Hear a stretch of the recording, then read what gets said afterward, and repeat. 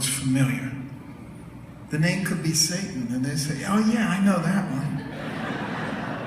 Sometimes it is Satan, you know? But you know, we have a responsibility to know who those people are. We need to know who our representatives are and how they voted, not how they said they voted, but how did they actually vote. It's your responsibility to find that out. Read One Vote, it will tell you how to do that. In 2 hours, you can become an informed voter. And then once you're an informed voter, if you find out that your representative is destroying the future of your kids and your grandchildren with unsustainable debt, vote them out of office. It's as simple as that.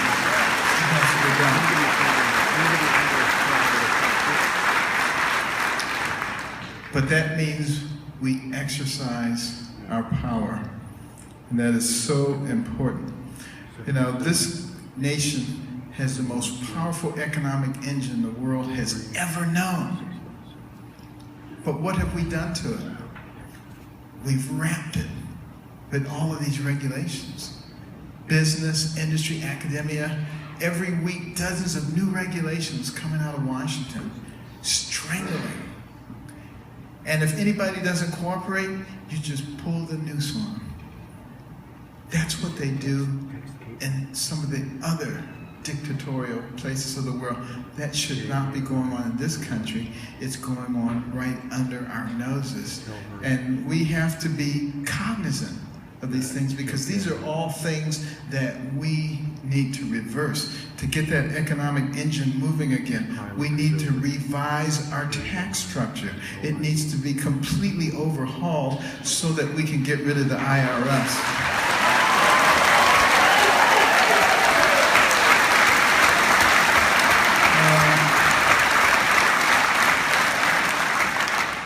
And we have to be smart. You know, we shut down a large part of our space program. We pay the Russians $70 million every time we want to send a man up in space. Does that make any sense? You know, NASA is a very important program. Not so much that we need people walking around on Mars, but there were so many inventions that came out of that program that help us in our everyday life, and we need that innovative spirit. This is one of the things that made us into a strong nation. When we get rid of some of our best programs for innovation, we are weakening the fabric of our nation. And there's so many things that it almost seems, you know, programmed to hurt this nation. The things that we're getting rid of. The Environmental Protection Agency, a good agency, not an agency we need to get rid of, because we do need to protect the environment, but we need to change its mission. Instead of thwarting energy production in our country, we need to recognize that God has blessed us with enormous energy, and the EPA should be working with business, industry, and academia to find the safest, cleanest ways to develop it. You know, we have enough natural gas to last 1,000 years. And now we know how to liquefy it, which means we can export it. And we need to get rid of the archaic energy exportation rules that don't allow us to do that, because that way we can help get rid of that national debt, and we can put Vladimir Putin back in his little box where he belongs.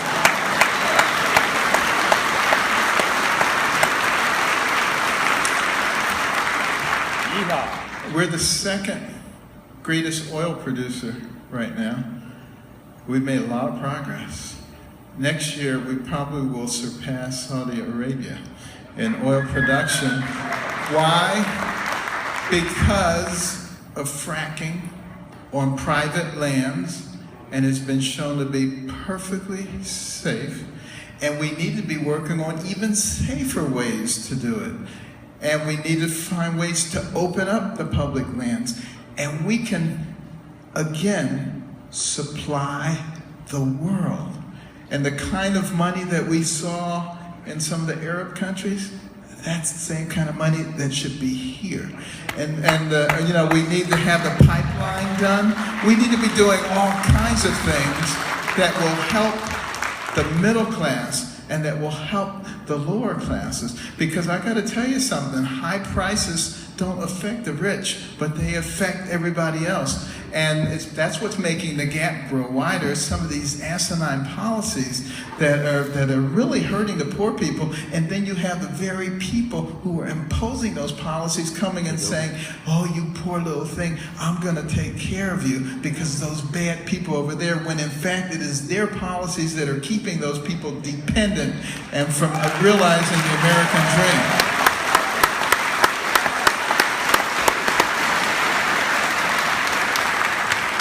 And then the whole issue of health care.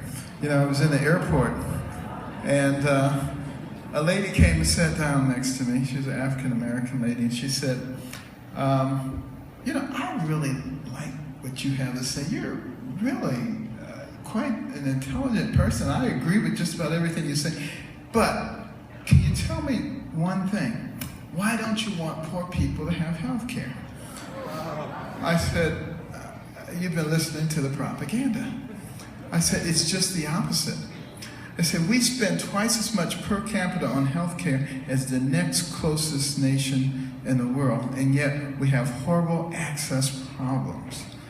And the program that I've proposed, using health savings accounts, which are populated by a variety of different ways, actually gives people control over their own healthcare. And even the most indigent people in our society, I'll take the money out of Medicaid, divvy it up and put it into their health savings account that they have control over. And then when they need a phlebotomy, guess what? It costs $66 at this clinic and $16 at this clinic. Right now, they don't care which one they go to. Then they would care a lot which one they went to. And it's just like when you check into a hotel and they say, all your expenses are taken care of. Oh, well then, filet mignon, and give me your best champagne. Whereas if you got to pay for it, you're saying, is there a McDonald's in here? But you know, we have to start, you know, putting some personal responsibility into our healthcare system. That's what controls cost and quality. And really what I'm talking about is just nothing other than common sense. And we also need to understand that as the pinnacle nation in the world, there is a responsibility that we have for leadership. And if we don't exercise it, somebody else will fill that role. And when we look out there and we see things like ISIS, who want to destroy us, and to destroy our way of life, we don't play around with people like that. We need to use every resource we have, both known and secret, to make ICE is, ICE was.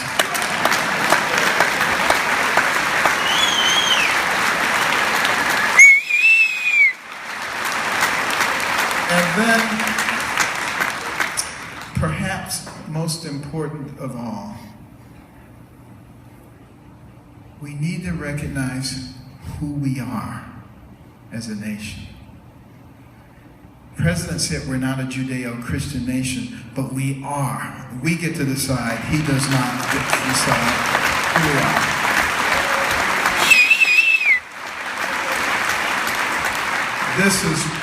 This is one nation under God. Yes. And Christmas is approaching. I don't know about you, but I'm going to tell people Merry Christmas. You know?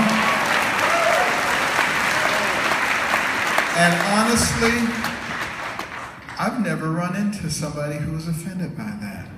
You know, this is again the PC police who are out there trying to tell you what you can say and what you can't say. You know, the number one rule in Saul Alinsky's book, Rules for Radicals, is you make the majority believe that what they think is archaic, and no one thinks that way. And the way you think is the only way that intelligent people think. That way, they will shut up, and they will cooperate, and you can simply move through with your agenda. And they've been incredibly successful with that up until this point. But now it's time for us to put our foot down and stand up for what we believe in. And never,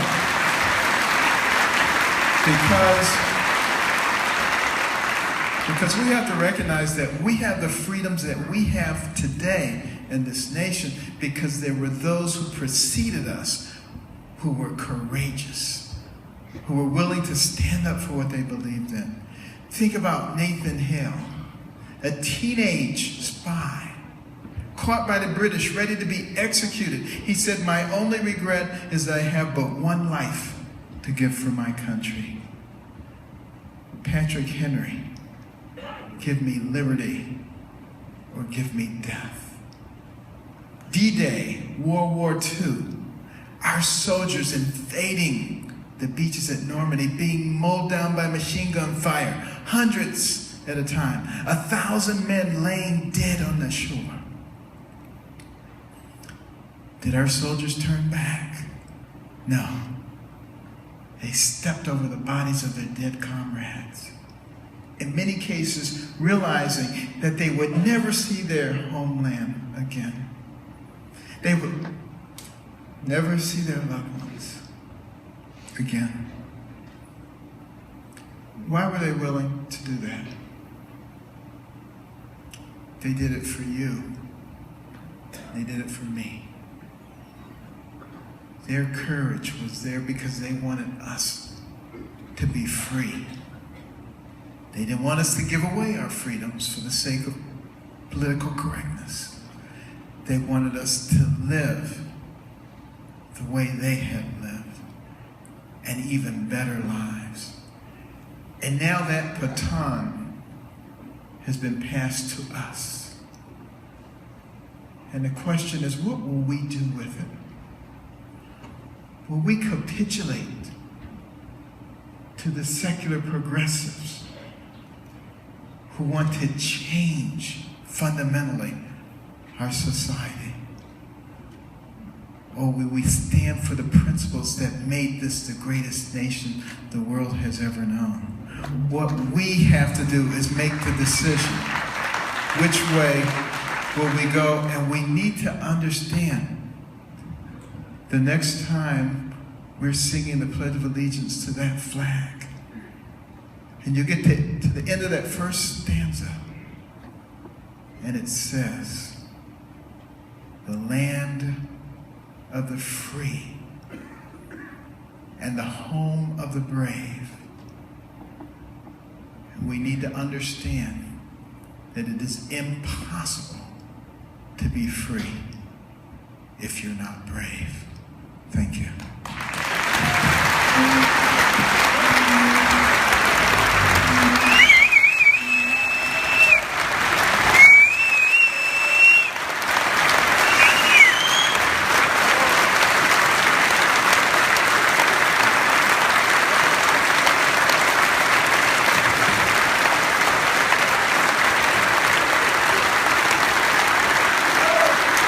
He is impressive.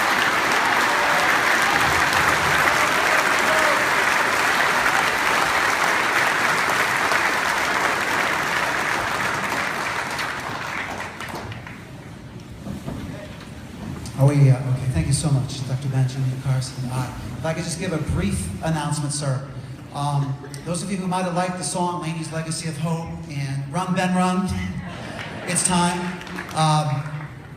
We will have CDs available in our corner back here where the CDs are. And 20% of the proceeds are going to go to Laney's Legacy of Hope. Okay, I want you folks to know that. And we also have a purple box available if you'd like to give a donation to Laney's Legacy of Hope to help children who are struggling with cancer and things like that. See that purple box back there? You're more than welcome to donate towards that as well. Okay? Enough with the commercials. Okay. Dr. Carson, would you like me to pick out for you, or would you like to? You go ahead. Just go right ahead. Okay. Let me see if I can find mine. I don't want anybody to accuse me of picking the right question. Okay. Will you give Millersville University College Republicans a shout out? We love you, Dr. Carson. Consider it done. Okay. I heard an election analyst remark that individual votes don't win elections. Rather, it's the people with money who get their candidates elected. Do you think this is a fair statement?